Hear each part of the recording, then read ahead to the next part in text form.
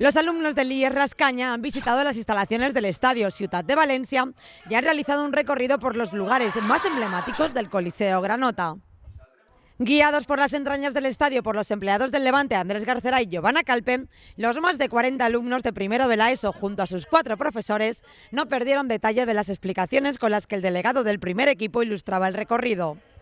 Los alumnos no perdieron la oportunidad de fotografiarse en los vestuarios, banquillos o en el palco VIP y además ejercieron de improvisados periodistas en la sala de prensa donde plantearon numerosas preguntas al delegado Andrés Garcera.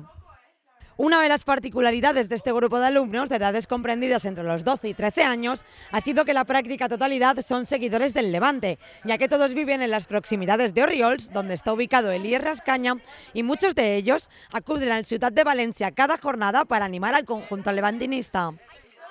A la finalización del recorrido todos se mostraron encantados con la visita y esperan repetir muy pronto para conocer de cerca a sus ídolos en un entrenamiento de la plantilla levantinista.